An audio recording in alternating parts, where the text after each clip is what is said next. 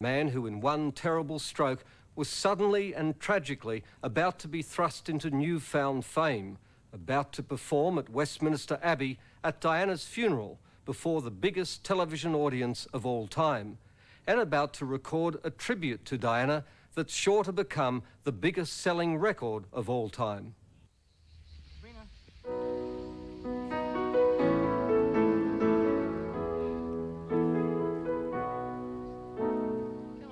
It's eerie to think now of my conversation with Elton John here at his summer house in the south of France. Diana was holidaying with Dodi Fayed just down the coast, but our talk was about his life, a life almost as famous, and his music, music that in a few days would move the world with its power.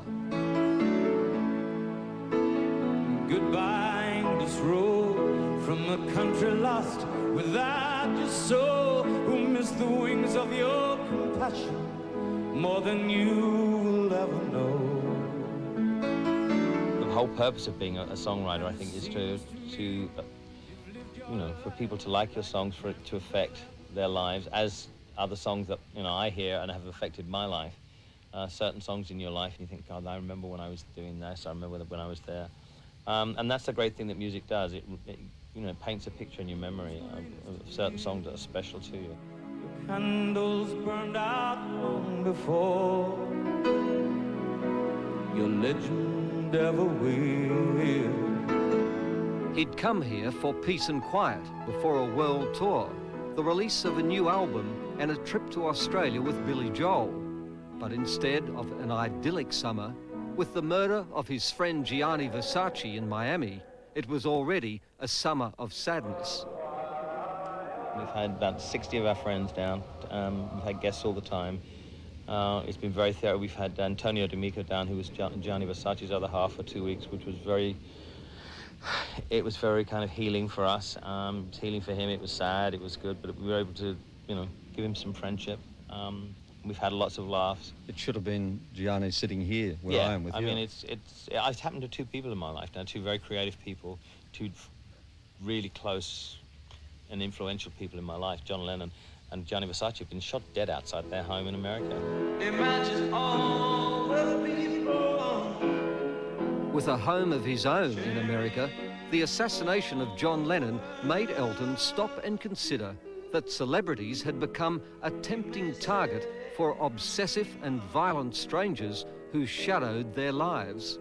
But I'm not the only one. I've always taken precautions in New York because of the Lennon thing. But now, what it's done really is taken my freedom away in Atlanta, where I just drive my car around, go to the mall, go to the record store. You know, it's a great, the only place in the world I kind of do that and really enjoy myself. I feel very free there. But for the sake of my family and for my loved ones, I can't do that. Is your heart filled with pain? But Elton says he had an even worse fear. There was a time he believed he was going to end up like Elvis. He met the King just weeks before his death and remembers a sick and sorry star, a victim of his own fame. He was so ill. He looked so ill, his eyes were so far back in the back of his head, and it was in Washington, and I thought, my God, you're going to die within a year. Little did I know that, I mean, I can look back at some pictures of myself in the 80s, and I look bloody awful. And it's that same dark eyes, no life in them. He was like a zombie. I mean, it was sad. But it was still great to meet him because he was probably the greatest entertainer of all time. But you decided anyway, in your darkest time, that you're going to play on, sing on. That saved my life. I mean, it may have prolonged Elvis's life a little while as well. I mean, throughout my indulgences with drugs and alcohol, I still wanted to make records and I still wanted to work. So I didn't sit in my room just taking drugs and drinking, otherwise I would be dead. For many years, Elton John was on the edge of self-destruction. Drugs and booze were no escape for someone not accepting what he was and hating what he was becoming. It was just very basic unhappiness. But you tried to kill yourself with your mother there, with your grandmother there as well. I mean, again, to cry for help. I knew the last thing I wanted to do was die. But I don't know. I knew I had a problem then, but I wasn't ready to confront it, you know. Only a highly intelligent man can change midstream like that. How did you walk away from the cocaine and the boozy nights? I actually said 3 words, which took me 16 years to say, which was, I need help. You know, because I thought because I'm intelligent and I'm wealthy and I'm successful, I can solve this on my own. And obviously I couldn't. And those 3 words, which took me a long time to say because I'm so proud and so stubborn, once I said them and I accepted that I couldn't do this, I really needed to have professional help, then my life changed. But before that, in a blaze of publicity in Sydney, Elton took a bride, Renata Blau. It was, he admits now, a desperate attempt to shut out his other self. For a man with few regrets, was marrying Renata something you're a little uneasy about now, looking back? Yes, because I did it for the wrong reasons. And I think I did love her. And I just think the reason I got married is because I thought it would change the way I was. Well, no, I got married and I had a great sex life, you know. So, I mean, that's one thing I did. You know, we had sex and it was great. So, but, you know, if the truth is, I think I'm more gay than bisexual, yes. Absolutely. But at those times, you know, I was a little younger and probably not so honest. I don't have any time for dishonesty in my life anymore. I don't see the point.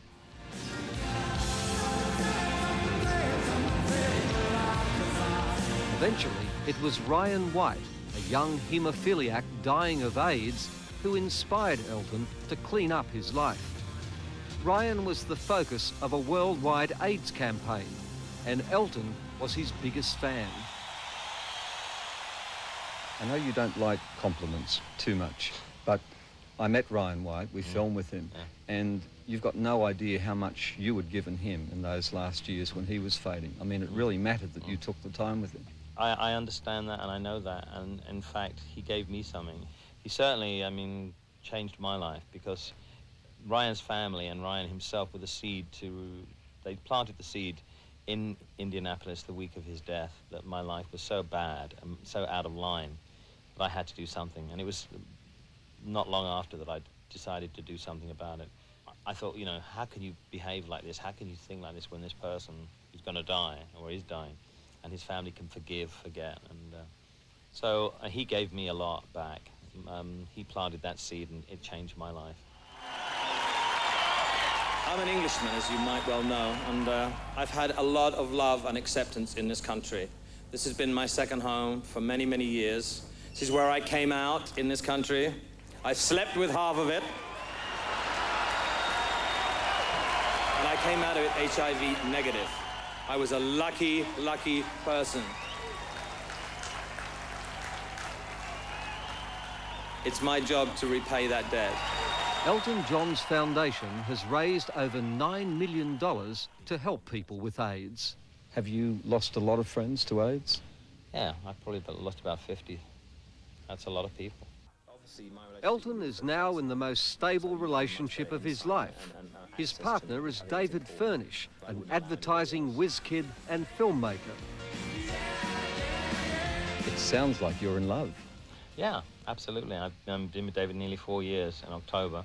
And I think for the first time in my life I have a balanced relationship. I think it was in Nice, it was a bit cheaper because Nice hasn't got that snobbish value of, say, like Cap Ferrare or whatever. And the locals like you here in Nice. I hear they made you one of their own. They made things being photographed.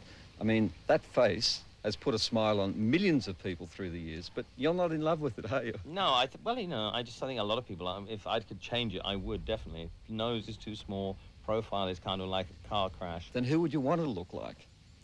I've no idea. But I'd like to be taller, slimmer, everything, it's one of those things. I have a constant battle with my weight. I have a constant battle, staying in one weight. It's just, that's the way it is. I'd give anything not to have any calories. I mean, if I had my own planet, there would be no calories on it. No calories.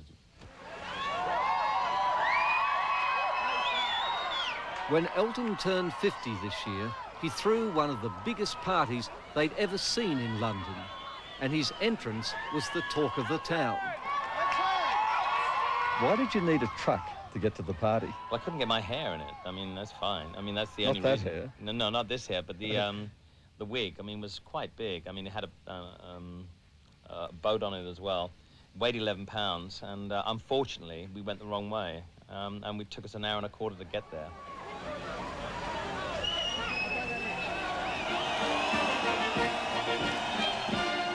Back on the road again, with Billy Joel this time, these two old troopers are determined to enjoy themselves.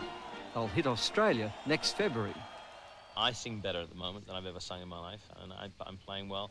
Billy's at the point in his life where I think it's maybe, he says, his last hurrah as far as going around the world and being Billy Joel. He said recently he's fed up with writing songs for Billy Joel, and he's been writing classical music. At 50, have you thought when your last hurrah might be? No. I mean, I just love what I do. If I was a sculptor.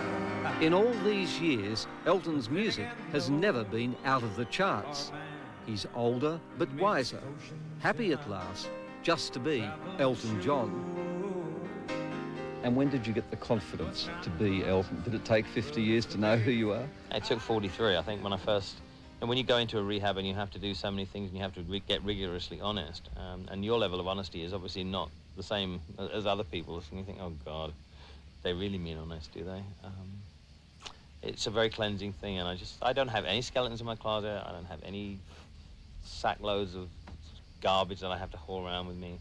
My life is an open book. I've made my amends to people that I've hurt, and you know, I've never been happier. And it did take me 43 years to learn how to function as a human being rather than as a rock star.